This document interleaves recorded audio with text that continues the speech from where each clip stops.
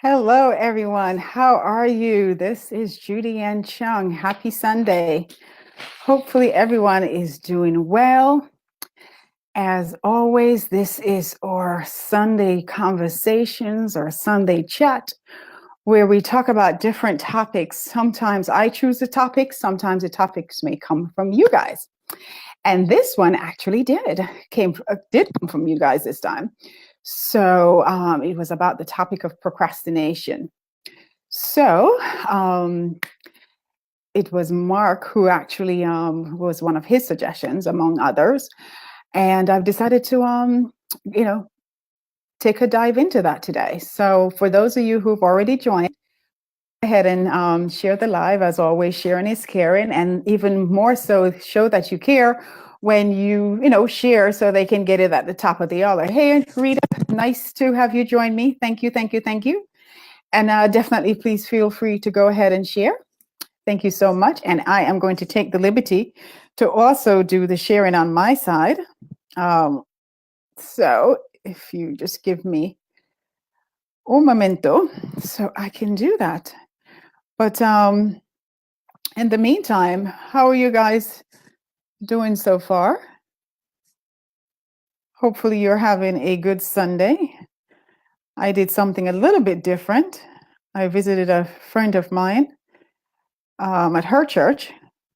So I'm sharing to my regular Facebook account and a couple other places. And as always, I encourage you to do the same. Oh, in the meantime, hey, Mark, how are you? Happy you're able to join. How are you? Okay, so one more share and then we'll be ready to rock and roll. Okay. Okay. So again, the topic that we okay, good, that's great.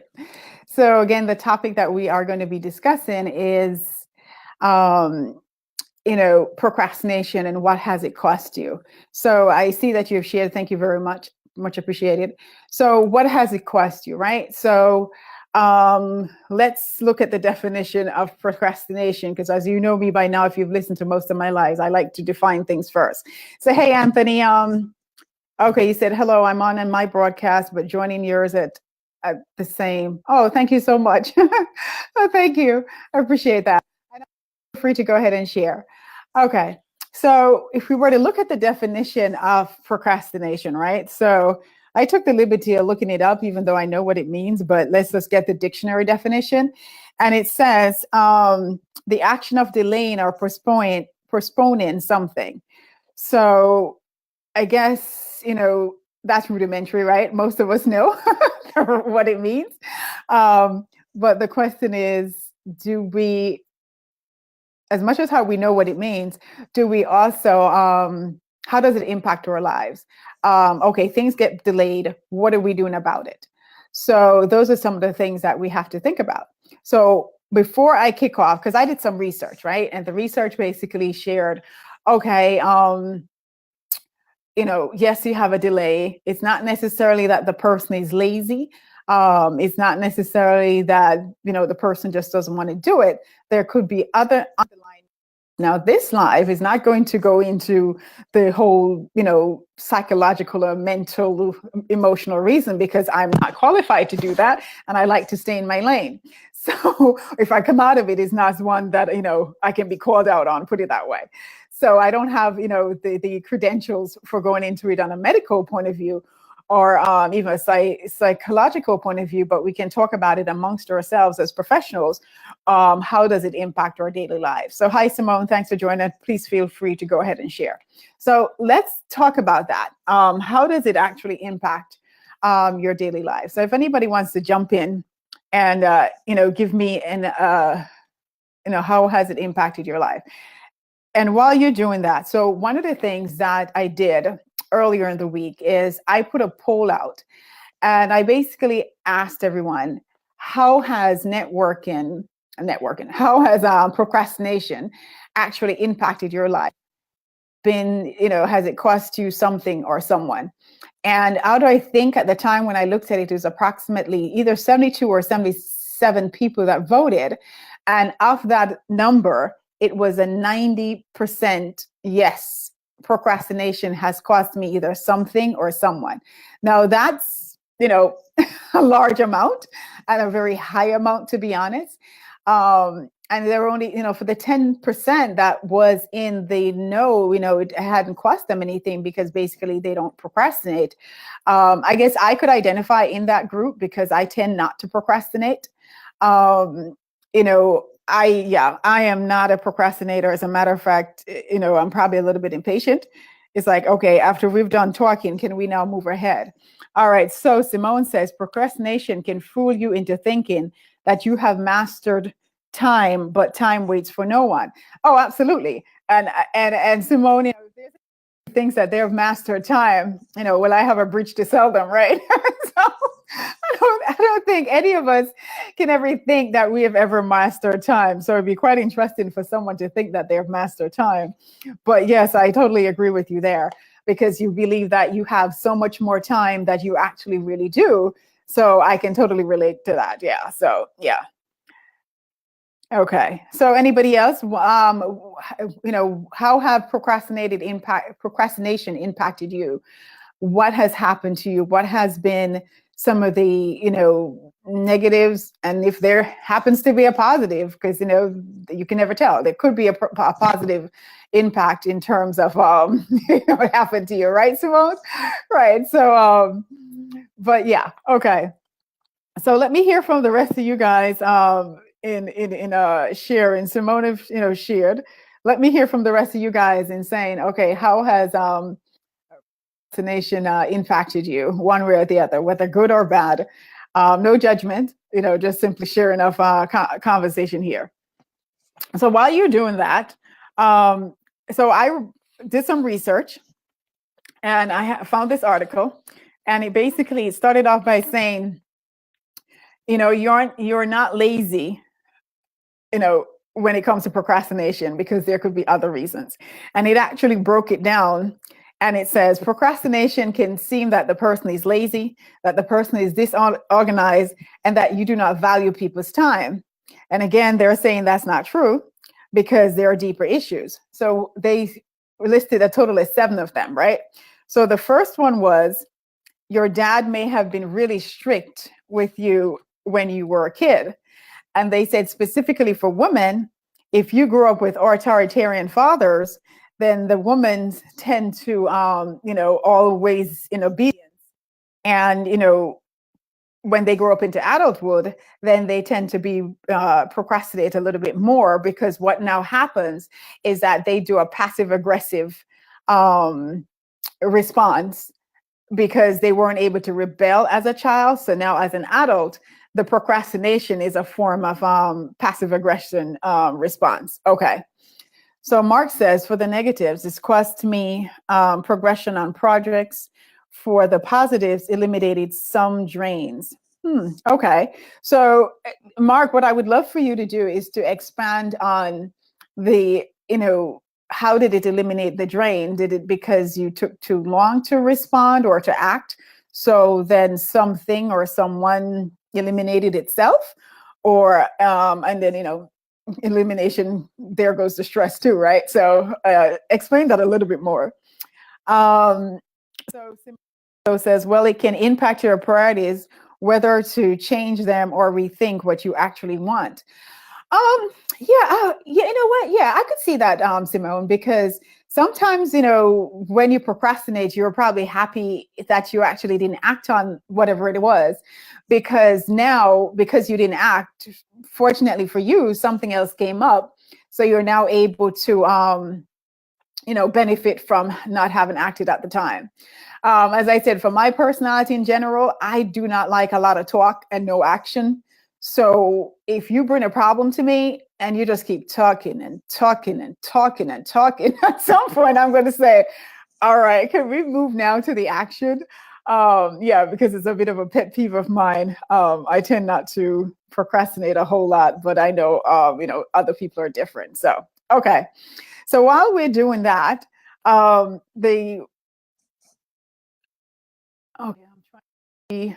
I can see other people have joined, but I'm not able to tell your names. But thank you for joining us.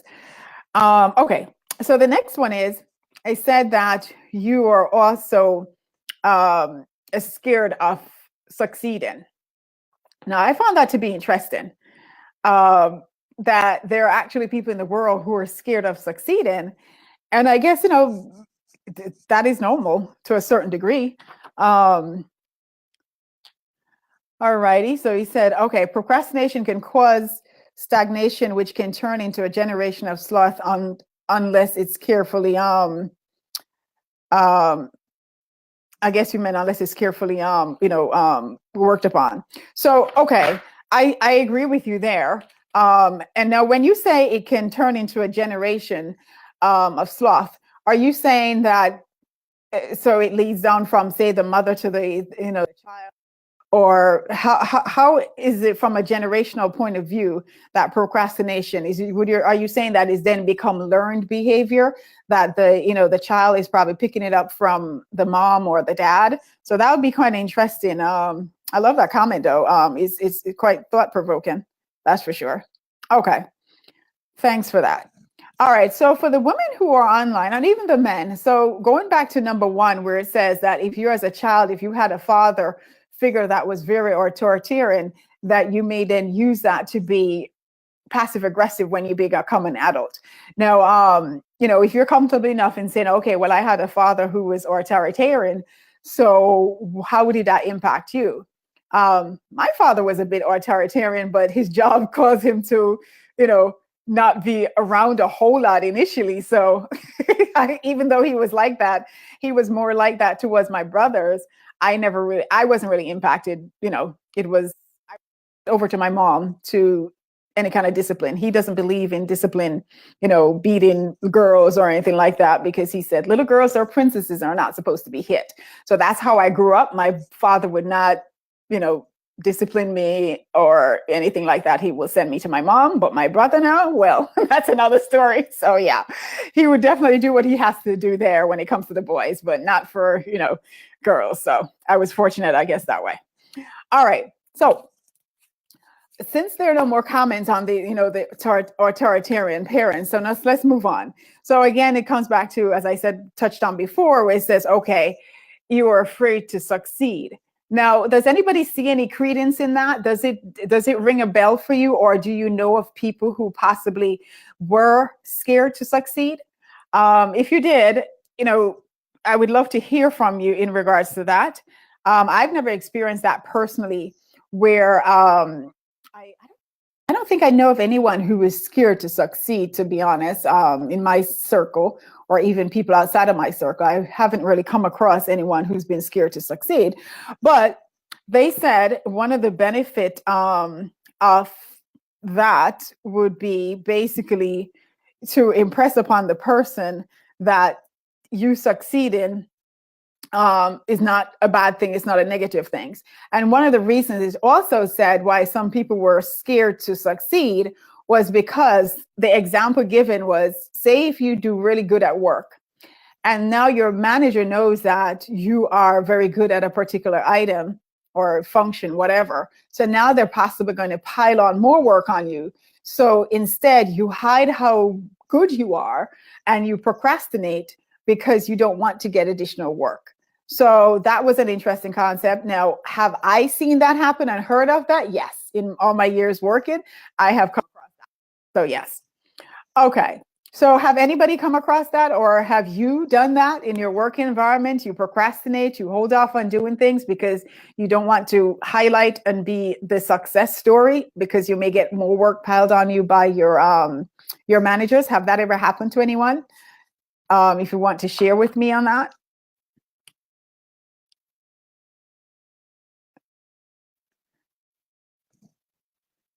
Okay, so it says it's like being afraid to fall if you're on the cliff or on a high place because you're aware of how far you have to fall. Okay, yeah, I can understand that. All right, but I'm going to go back to Mark's comment for a minute. It says I am waiting, aka planning, procrastinating, eliminating those who drain time and energy in attempting to get me to invest my energy and time in their plans more than mine. Okay. Let me read this one more time. It says, in waiting or in procrastinating, you eliminated those who drained your time and energy in attempting to get you to invest your energy and time in their plans rather than yours. Okay, so all right. I'm not sure that maybe I'm missing something here, and sometimes that happens in translations, but I'm probably not really understanding how does waiting to eliminate somebody who drains you or cause you to invest time and energy into their um, their projects rather than yours. I guess I'm failing to see how that's a positive. If anything, I would probably see that more as a negative. Alrighty, so let me come back to Simone's comment. No, he says, okay, you said it's like being afraid to fall if you're on a cliff or you're on a high place because you're aware how far you have to fall. Well, yeah, I mean, so Simone, are you speaking that in regards to failure, or are you speaking that in regards to, success? Clarify that one a little bit for me. So Anthony says, I try to plan daily and schedule a lot of things to help me not to fall into too much procrastination. This is okay, that's your positive.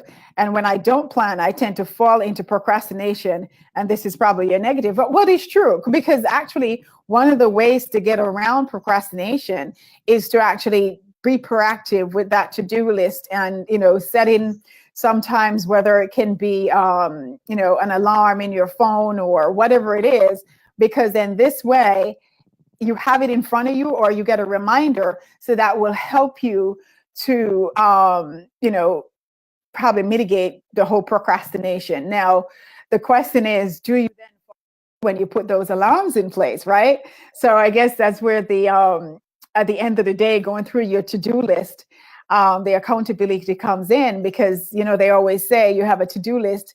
If you have minimally done the big tasks on the to-do list, or at least covered anyway between 80 to 85%, they will still consider that a success. So Anthony, I think that's great. So hi, Bobby, I see you watching. Thanks for joining me. And please feel free to go ahead and share this live too. All right. So Simone said, I think both, because fear of failure is an obstacle to, oh, okay. All right. Yeah, I can definitely agree with you with their, yeah, right. Ironically, yes, sure. Yeah, most definitely, Simone. It can definitely be both. I see your point now. Okay. All righty. So the next one that they said, since you Simone, you just, kind of cheered us into the conversation, where it says, oh, we talk about as scared to succeed. Now they're saying that now you're afraid to fail. So I can see that happening. Like a lot of times that, okay, you're not too sure about doing something. So then what do? Instead, you procrastinate, you wait. Okay. All right. So let me just go back to Mark's comment. He says, they presented themselves as partnering to help accomplish my goals, when in fact they were working to get me to accomplish theirs. Okay. The positive in procrastination. Okay, I got you now. In procrastination was that you basically procrastinated, so it took longer. Okay, I got you. All right, that completely makes sense to me now. Before it wasn't. Thank you for clarifying that. So yeah, in other words, so you have people around you who basically, they wanted to partner with you with something. You thought it was a win-win for both of you, but it was actually utilizing you and your efforts and your systems, whatever it is. It was in some cases finances to be able to facilitate theirs. But because you procrastinated, I guess you outweighted them. I guess they couldn't wait anymore. So it worked out to be a positive. So, okay, yes, I can see that definitely happening. I get you. Okay. All right. So now let's talk about, the fear of failure. And that's the rationale and the reason behind the procrastination. So it says here, logically, you think that if you are so worried about failing, you would leave enough time to complete the work, but it doesn't always work that way. They said the one thing of fear of failure can be debilitating, that you can't accomplish anything else, right? So they said, moreover, if you procrastinate and do not mess up, then you can blame it on the fact that you were rushed and you did not have enough time. So in other words, in this case, procrastination is giving us a cushion. It's giving us something to point at rather than pointing the finger at ourselves if we were to fail, because then this way we have an excuse. So they said here, though, to help conquer the fear of failure, this guy, Jonathan Fields, what he advised people to do, he says, what if I fail? How will I recover? So in other words, he's saying, all right, fine, there's a possibility that you may fail, but you must also envision how then can you recover from that failure. So then this way, I guess that would probably cushion the blow a little bit to say, okay, if I fail, it's not going to be too bad because I can recover this way. All righty.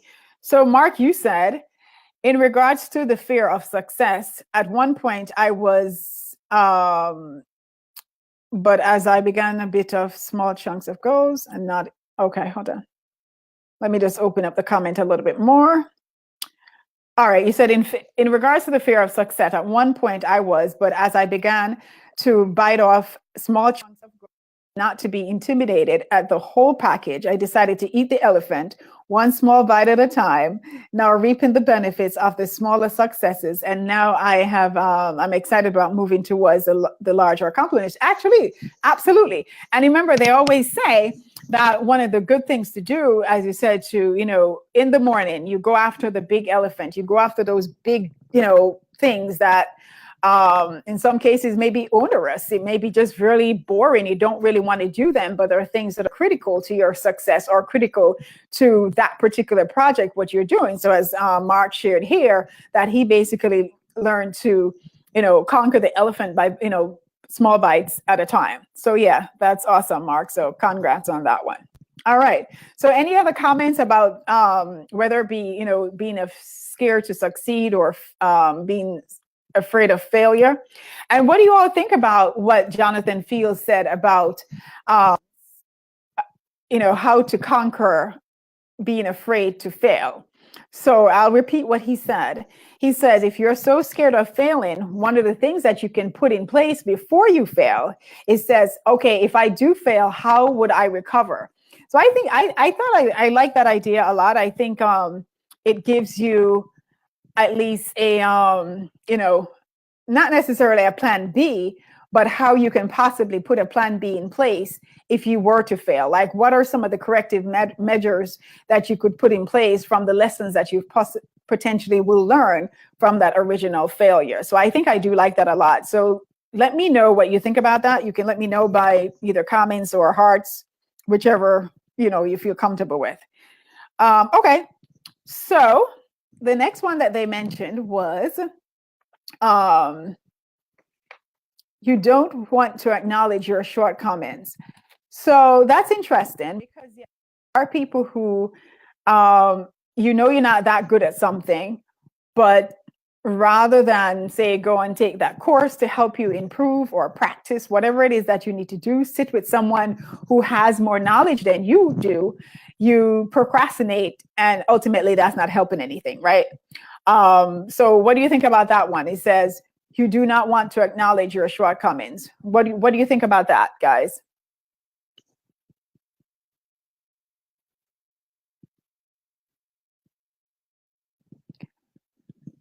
So let me hear, what do you think about that in terms of acknowledging, your goals and your shortcomings, rather?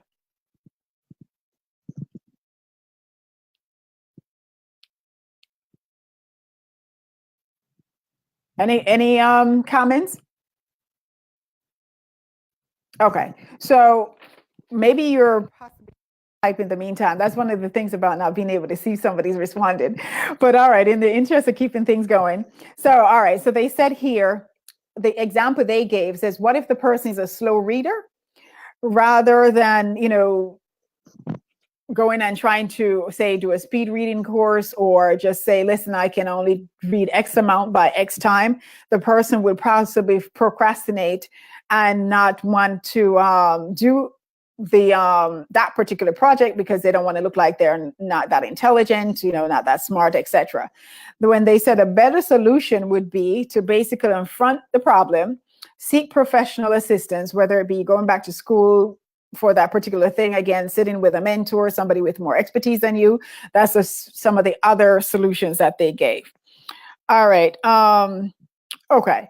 So I will move on from there. But one thing that I just noticed that the same gentleman Field shared, where he also says some of the times what you can do is to show some love to yourself, because that will also help you to be a little bit more kinder to yourself. I guess that's going back to the people who are a bit scared of failing. Okay. So Paul said some people work better under pressure. I've always heard that. But I always wonder, and I don't have the data to back it up, so I don't want to put anything out there. But I always wonder, do you really work better underneath pressure or not? Or, are you just an adrenaline junkie? Have you really truly compared your work when you weren't hard up against a deadline to when you are? So that always makes me wonder, do you really work better underneath pressure? I've always heard people say that. I know me personally, I work, I can work underneath pressure. As a matter of fact, I think about it, I excelled. There was a job I did at one point where I was working in the operations settlement department, and the Federal Reserve closes at the $3. And basically all the securities that you had to make sure that it went to the destination. In other words, the transactions were settled by 3:00.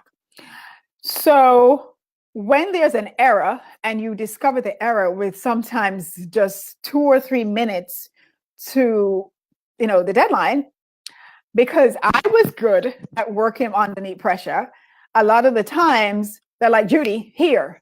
And I was able to recalculate it, do what needs to be done, and get the trade out on time. Now, I will say there was a rush doing it. And of course, it was awesome when the trade made it through sometimes, but literally just maybe half a second before that dot, the 2:59 countdown time. And by the way, it was nerve-wracking because there was always a countdown. There was literally that 10, 9, and they were counting all the way down. And think about it. You recognize the trader just responded, oh, the price should have been 99 point whatever. And he's just responded to you. You have to do a manual calculation because you don't have time to put it through the system. And you have to recalculate those millions of dollars. And that includes, the interest, whatever it was. And you have to put it now manually into the system with the right security, the right price, the right customer. It was nerve-wracking as heck, but that was part of the fun of doing that job. I don't think I would want to do that now. Been there, done that. So I know you can work good underneath pressure, but I always wonder, have we really truly compared it to, working just normal without the pressure? Okay. So, Paul, you feel free to expand on that comment. So Simone says, this is where planning is needed, or rather truthful, realistic planning, as in allowing time for procrastination so you can still accomplish something. Now, Simone, that's interesting. We said allowing time for procrastination. So if I was to reframe that, I would say, okay, I'm giving myself a cushion to be able to accomplish something. But now the danger with that I see is that, okay, so I've given myself this cushion, but the question is, because I know I have that cushion, am I going to take advantage of that cushion? Because my tendency would be to procrastinate. So that's quite interesting to note there. Am I going to now take advantage of that extra cushion that I've placed in line there? So Simone, I'd love to hear what you have to say about that. So Mark says, I am an adrenaline junkie and I excel under pressure. Okay, so Mark, I'm going to put the same question to you. Have you really truly compared yourself to when you're not under pressure in terms of the quality of your work, since both you and Paul are saying that you work well underneath pressure? right? So I'll be curious to know what the both of your answers are there. All right. So as I said, the solution that they gave to, with your shortcomings, it says, okay, that go out and seek additional help. Okay, so Rita says, that goes back to what I said about about it being carefully instituted. Yeah, you see, but my thing is that how do you carefully institute procrastination? Because again, I think that if you do not, if you're prone to procrastinate, even when you build in that time, you still have that danger, right? So I'm not completely sold on that argument yet. I understand where you're going with it, and I see where both you and Simone, I see the conversation there, but I'm not completely sold just yet, because I'm just thinking, right? If I have a bad habit of procrastinating and I know I have extra time, oh yeah, I got extra time, no problem. And I may end up, still going up on that deadline, still having to, do the whole adrenaline thing. So I'm not sure. All right. So Jerome, I see you sneaking in. Okay. So no eyes alone. Just, type some comments here if you're in a position to do so. Of course, if you're driving, please don't. And go ahead and share if you can also do so. So Anthony says, pressure can lead to stress also, which can be negative in some people. Thank you. And that's so true, because even though you think you're getting this high of the adrenaline, you in it at that moment, right? But when you are not, what does it do to your body? And how long does it take for you to come down off of that level of stress and that adrenaline?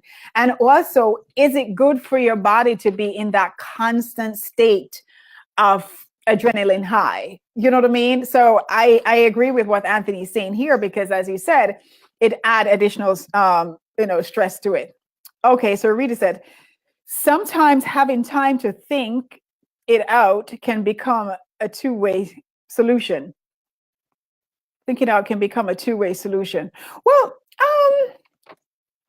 so sometimes having time to think out whatever it is that you're working about on the solution, or having time to think about why you procrastinate. Clarify that a little bit for me, but I'm going to take it that you mean this. If you don't, then clarify. Oh, okay. All right. So I got you. All right, good. All right. You said, no, not at all. Procrastination is bad. Yeah, I would tend to agree with you.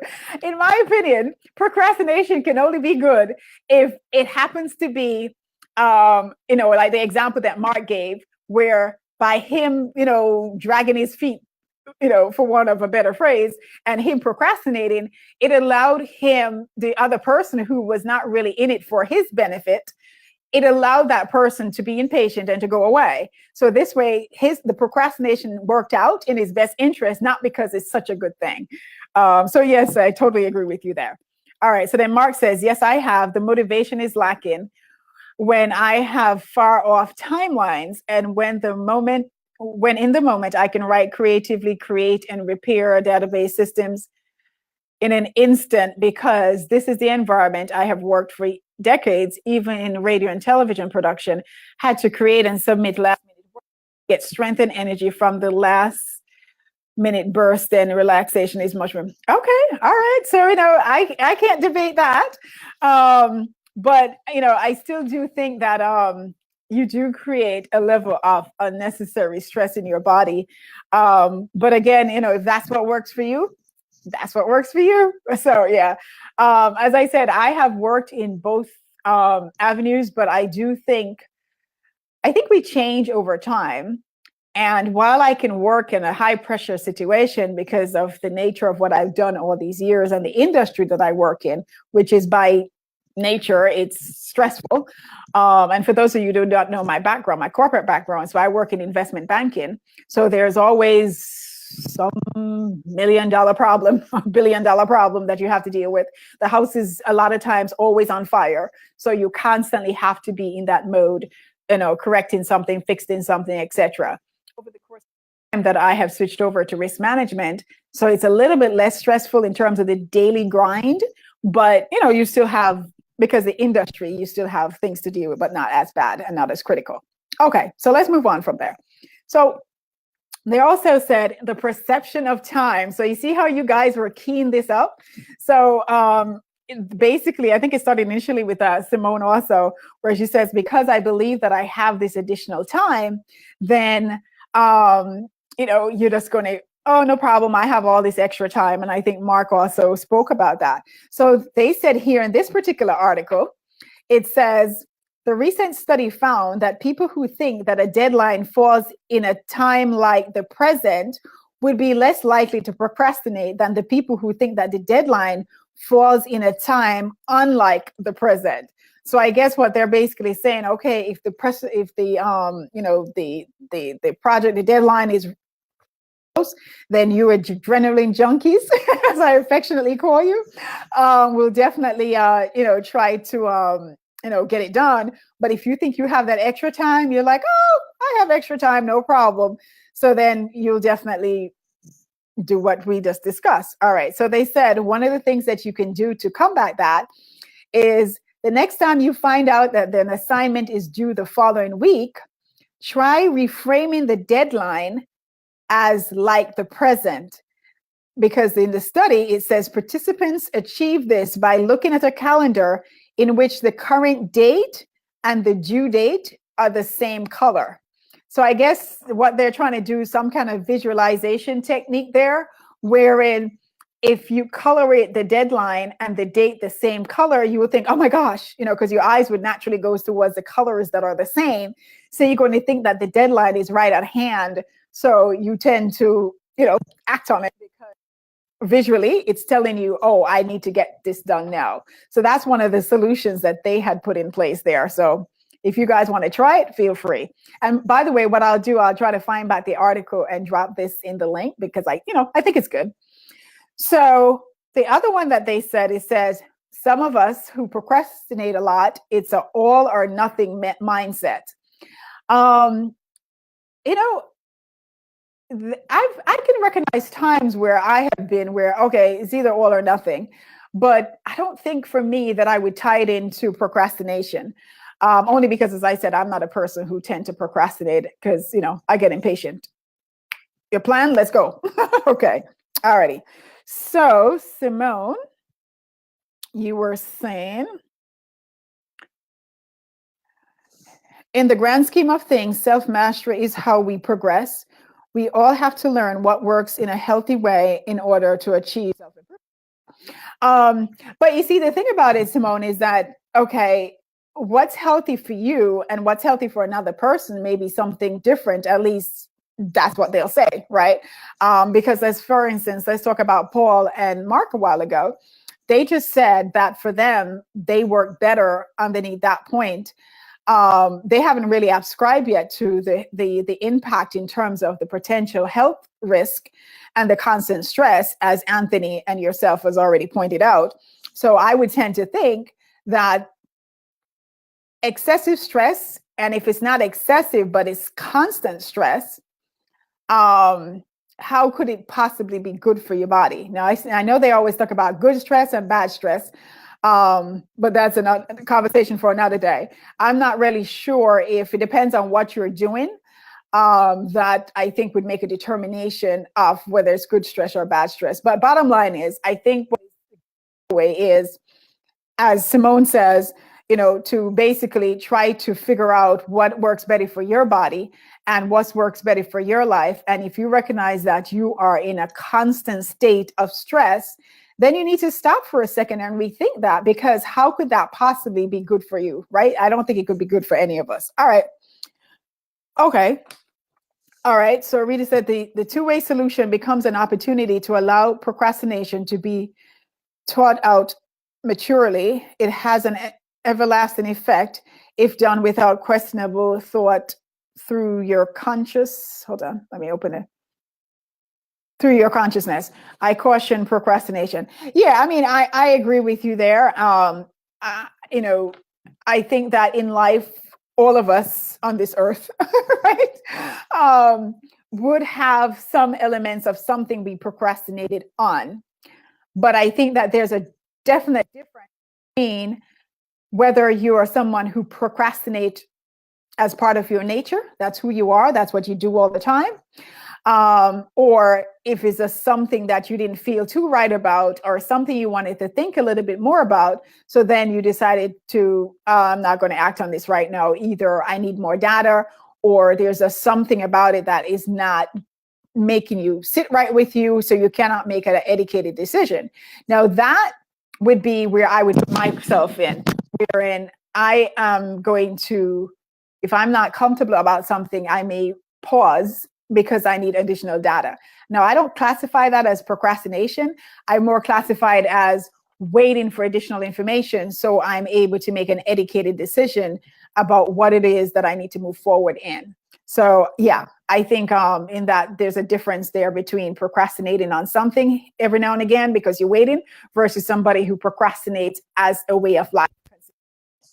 Okay, so let's go back to the all or nothing example. So they also gave this example that says, like, you have some people that they want to lose weight. So, okay, say they want to lose 20 pounds. And because they're not able to lose that 20 pounds and say they lost only 10, they're not going to see that as a victory because, oh, well, I'm not going to lose the 20 pounds anyway. Why bother? Rather than appreciate the small victory that they've won, because any way you take it, they're still down 10 pounds less. But they said it's, again, that mindset. The benefit of combating that is similar to what we said about appreciating the smaller tasks. So rather than say, okay, I want to lose 20 pounds, then realistically, if you think that you can only, between your dieting, your way of life, your exercising, how your body makeup is, that you can possibly only use 10 pounds within a certain time span, then maybe you adjust your goal to say, rather than 20 pounds, I'm going to go for the 10 pounds, and at least I would have been able to make that mark. So that's the solution there. Okay. So what do you guys think about, in order to accomplish that, then you go in smaller chunks in terms of smaller chunks of adjusting your goals, so you don't feel that you're completely, lost out on everything. So you just adjusted your goal. You're being kinder to yourself. So hi, Ronald, I see you watching. Thank you for watching. Please feel free to go ahead and share the live. Just so you know, I am discussing about procrastination. It was one of the topics that was brought forward by people on my Facebook page, and so we decided to dive right in. And so as I can restate, most of you know who I am. My name is Judy Ann Chung. I'm the owner and founder of Coaching You Upwards, where basically my clients enjoy a high level of a confidence and an increased visibility that basically allows them to get the job done and have more satisfying careers. So that's who I am. And again, we are talking about procrastination. Have it cost you anything? I did an informal poll on my site, and basically it was a 90% yes, it has cost me something or someone. So basically they have been sharing how it has impacted them, whether it be by projects, relationships, different situations, etc. So that's what we're talking about for those of you who have joined a little bit on the late side. So, all right, guys. So the last one that was shared, it says you don't practice self-compassion. So they said procrastinators, and listen to this, guys, because it's tying in again to what you've said. Procrastinators tend to be more stressed than other people. So remember earlier, you said that all the stress, work under pressure, you're that adrenaline junkie. And here the study here is saying, and similar to what Anthony said earlier, saying that you tend to be underneath a lot of stress. And that's what this article is saying. It said procrastinators tend to be more stressed than other people. It makes complete sense because you wait till the deadline and you have less time to execute what you need to execute. So yes, your body goes into that whole, flight or fight response mode, stress mode. So then now the adrenaline is pumping. So obviously you'll be more stressed. And they said, according to a study, that possibly because they have a self-defeating thoughts like, oh gosh, I don't know if you heard this. I didn't say this. I am simply too stupid to benefit for more studying. So I'm just going to hang out on Facebook Now I rebuke that because guess what? We're on Facebook Live, okay? We have to be able to talk on Facebook, and we can go on Instagram and any other social media. But anyway, let's put it in context. They're basically saying that you have self-defeating thoughts, and rather than going ahead and tackling the project or whatever it is that you have in front of you, that goal, you said, oh, I'll go hang out on Facebook. Okay. So anyway, so they further said that people should be more kind to themselves during difficult times by self-regulating. In other words, making sure that you have more time. It's Anthony. I'm sorry for laughing. Well, I'm not sorry. But anyway, but I just thought it was funny right now. Here it is that I'm on Facebook talking about this conversation, and this article is saying that one of the self-defeating things to do is to, rather than doing your project, is to go hang out on Facebook. But again, guys, we put it in context, right? It's saying, and I would agree with that, because basically, if you know that you have something really important to do, then do you have the self-discipline enough? Do you love yourself enough? Do you show yourself enough compassion to be able to say, I'm going to shut down all notifications from Facebook. I'm going to shut down all notification from any other social media circle, whether it be Instagram, I don't know, LinkedIn, whatever platform you're on. Are you willing to shut it down because you have a particular task, goal, project, whatever you have in front of you that you must execute that is beneficial for your well-being? So if you have compassion for yourself, you love yourself, and you're disciplined enough. And I think not only just love, I think the key there is also discipline. Are you disciplined enough to go ahead and to cut off those things? All right. So, okay, Jacqueline, thanks for watching. And you're saying, so true. I wish I had more sense younger. There's no telling what I would have accomplished, but it's not too late. Absolutely. It's not too late. And, Jacqueline, since we're talking about being a little bit more kind and compassionate to ourselves, I would say, do that, because in the words of Iyanla Vanzant, and I hope I haven't butchered her name, but anyway, so in her words, she always says that we are exactly where we are supposed to be right now. So Jacqueline, I will say to you that, you know what, all of us could say when we're younger, the other saying that they says like wisdom is wasted on the, what is saying go? I forget. Anyway, but the point is, it was to talk about when you're younger, that you're stronger and you have more time to do more things. And yes, still you're just not that smart because you don't have the wisdom, right? I forget the nomenclature that they talk about with that, or the cliche. But the point is, Jacqueline, yeah, I mean, we can all say the same things, because I always said, if I ever had to redo years in my life, what would I have done differently? And in some instances, I always say, well, I probably would have done this. But then I sit back and I think to myself, you know what? I'm not too sure it would have changed anything, because you know what? I would not be the person who I am today. And I like who I am. As a matter of fact, I love who I am. So because of that, it is what it is. It's just happening the way it should be. But Jacqueline, I assure you, as you said, it's never too late. As long as you have breath in your body and your mind is in the right state of mind, then sure, you can go ahead and do all of that. All right, guys. So that's basically brings us to the end of this document. As it said, it was a 7 different psychological theories to look at as to explain why sometimes that we procrastinate. So what I'm going to do is that I'm just going to run them down again. But before I do, I'm just going to remind you, for those of you who are new onto my live. So my name is Judy Ann Chung. I'm the owner and the founder of Coaching You Upward. And as a leadership coach, I basically coach my clients. They have increased confidence, high level of visibility to get the job done and have more rewarding careers. Now, we spoke about procrastination, and I'm seeing a comment here by Paul. Okay, so Paul is saying, I can't speak for anyone else. However, working underneath the gun makes me focus, and my creative juices seem to flow much better than when I have time on my side. Yeah, so basically, Paul, you're saying the same thing like what Mark is saying. You know what? Just popped in my head. I'm wondering if there's a gender difference here also, in a way that we would think about working underneath that tight deadline versus how women would operate. Sometimes I wonder. Yeah. But anyway, thank you so much. So again, just to wrap up and to talk about it, they said in a summary manner, it says, okay, as a kid, sometimes we grew up with an authoritarian father who basically was very, high disciplinarian. So when we becomes adults, what we tend to do then is that we tend to be passive aggressive, and that's our way of rebelling. Then it also said that sometimes we were afraid to succeed, and in being able to afraid to succeed, so sometimes we didn't step up and actually do the things that we can do because one, we don't want to get possible more work. If we are at work, we don't want the managers to pile on more work on us.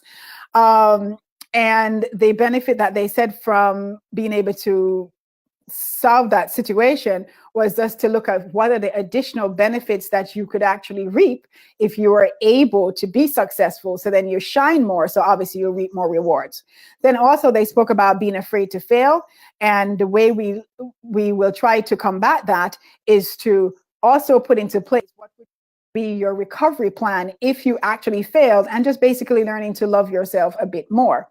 Then the fourth one was that you don't want to acknowledge your shortcomings. And the way we solve that is we know what our shortcomings are. We go out and we seek help, whether it be from an expert, take an additional course, whatever it is that we need to do to make that shortcoming not be a shortcoming anymore. So then now we are now more learned about whatever it is that we are insecure about or do not have enough knowledge on.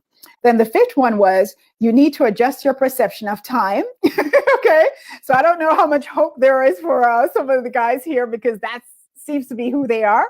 But again, that was a suggestion being made. But the solution for that, guys, so maybe you should try it. So especially Paul and Mark, so maybe you guys should try this one. They said try reframing your deadlines to say, okay, it's in the present now. And they also say on the calendar to put the date and the project in the same color. So visually, it would let your mind think that, oh my gosh, it's due now, so I need to act on it. So try that one. I'd love to hear that experiment if you guys tried it. And then the sixth one, they said it's an all or nothing mindset. So the solution for that one is rather than procrastinating something because you may not be able to lose that 20 pounds, adjust the goal and make it smaller. And if you lose 10 pounds, then it's still a success because you're still 10 pounds lighter than you were before. Then the other one and the last one, which was basically to practice compassion. So go ahead and love yourself a little bit more. Be patient with yourself and just understand, listen, if something doesn't work out, it's okay. And, self-regulate. Just love on yourself a little bit more and understand that there is more time there. So guys, if you found this conversation interesting, I definitely found it interesting speaking with you. Please go ahead and, your body, share it. And let me read some final comments here. Okay, guys, thank you so much. I appreciate it. So Simone says, men statistically take more risk. So, okay, yeah, statistically, you're exactly right. Men do tend to take more risk. And that's one topic that I do think that we could have a live on, because us as women need to become more confident to be able to be comfortable in our skin and understand that we are enough, and that we should also go after those risks that those men will always go after, because we're just as smart, we're just as good. There's no reason why we can't do the things that they do too. So, but that's another topic for another live. So guys, as a leadership coach, I am also offering a 4-week confidence pod program. So if anybody's would love to join that program or know of anyone who would benefit, feel free to hit me up basically on my inbox, or you can go on my Facebook page, as well as my website. I will drop it in the links, but basically it's the name of my company, which is coachingyouupward.com. And you can quickly send me a note there, or you can also reach out to me by giving me a call, or you can go on the website again, setting up a 30-minute free strategy call, and you can reach me at 732-521-4997. Again, 732-521-4997. So guys, as always, it was swell talking to you, and I've had a lovely time. So thank you for your time with me, and enjoy the rest of your Sunday evening. And in the case of Simone in London, thank you for staying up with me. Enjoy the rest of your night. For the ones that will watch on the replay, you're welcome to still join the discussion via the comments. I will be more than happy to respond back to you even in the replay. So thank you so much and have a great rest of the evening. Bye-bye.